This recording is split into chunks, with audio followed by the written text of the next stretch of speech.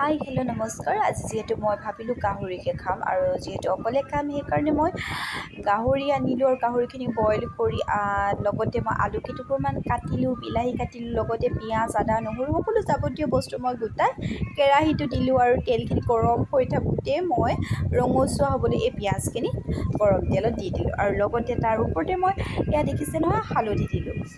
হালধি দিয়াৰ পিছতে মই খুব বেছি গোটা জিৰাটো দিওঁ, যিহেতু গোটা জিৰাটো নাছিলে সেইকাৰণে মই এই দুটকীয়া পেকেট জিৰাটোকে অলপমান দি দিলোঁ। যিহেতু জিৰা গোন্ধটো মোৰ খুবেই বেছি ভাল লাগে, মাংসতে হওক বা যিকোনো চব্জিতে হওক মই জিৰাটো খুব বেছি ব্যৱহাৰ কৰোঁৱেই। হয়তো ইমানো খোৱাটো প্ৰয়োজন নহয় আৰু যিহেতু মাংস বনালে সদায় পিঁয়াজটো ৰঙচুৱা হ'ব লাগে আৰু ৰঙচুৱা কৰি ল'লে এটা সোৱাদটো আহে পিঁয়াজৰ পৰা আৰু সেইকাৰণে পিঁয়াজখিনিও ৰঙচুৱা হৈছে। তেনেকুৱাতে মই সেই কাটি থৈ দিয়া টুকুৰা আলু কেইটুকুৰা মই কেৰাহীত দি দিলোঁ ধুনীয়াকৈ এটুকুৰা দুটুকুৰা কৰি আৰু তাৰপিছত মই হেতাৰে ধুনীয়াকৈ লৰাই থাকিলোঁ। যিহেতু মাংস বনালে মানে হেতা কয় আৰু মাহঁতি হেতাখন লৰাই থাকিব লাগে।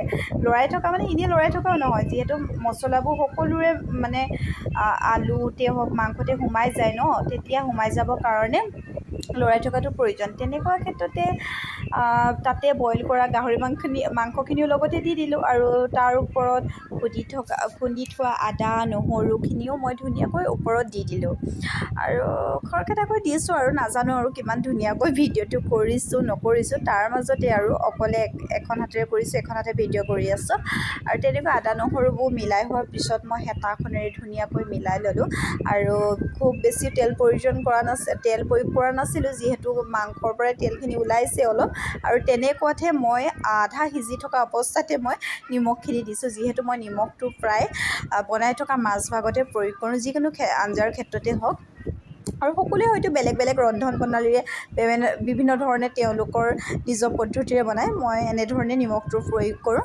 তেতিয়া মই উমান পাওঁ কিমান হ'ব নহ'ব, নহ'লে মোৰ নিমখটো খুব বেছি কম হয়, কেতিয়াবা খুব বেছি হয়, এনেকুৱা নিচিনা অৱস্থা হয়। সেইকাৰণে মই এনেধৰণে ব্যৱহাৰ কৰোঁ।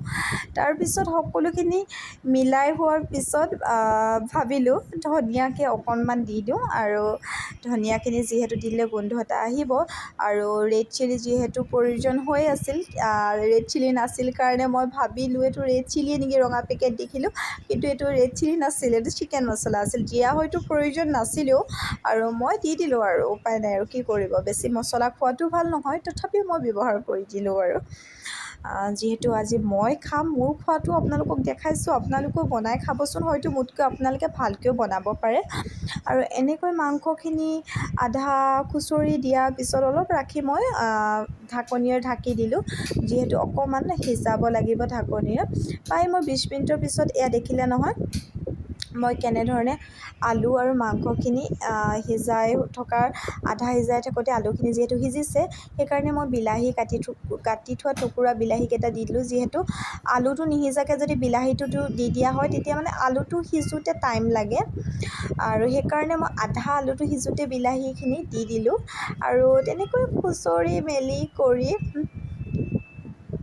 আকৌ ঢাকনিৰে ঢাকি দিলোঁ আৰু ঢাকনিৰে ঢাকি দিয়াৰ পিছত পুনৰ মই 5 মিনিটৰ পিছত ঢাকনিখিনি ঢাকি কৰি মই কাটি থোৱা 2-3টামান জলকীয়া আছিল সেইকেইটাকে দি দিলোঁ। খুব বেছি জ্বলাও যিহেতু খাব মই নোৱাৰোঁ, সেইকাৰণে মোৰ পৰিমাণৰ মই জলকীয়া প্ৰয়োগ কৰি ধুনীয়াকৈ মাংসখিনিৰ লগত মিশ্ৰণ প্ৰণালীৰে মই ধুনীয়াকৈ হেতাৰে লৰালোঁ। যিহেতু মাংসখিনি সিজিছেই, যিহেতু গাহৰিটো বইল কৰা আছিল আৰু কেঁচাকৈও যদি গাহৰিটো সিজাই বইল নকৰাকৈ তেতিয়াতো তেল প্ৰয়োগ নকৰিলেও হয় ইমান, তথাপিও আৰু অলপমান তেল প্ৰয়োগ কৰিলোঁ।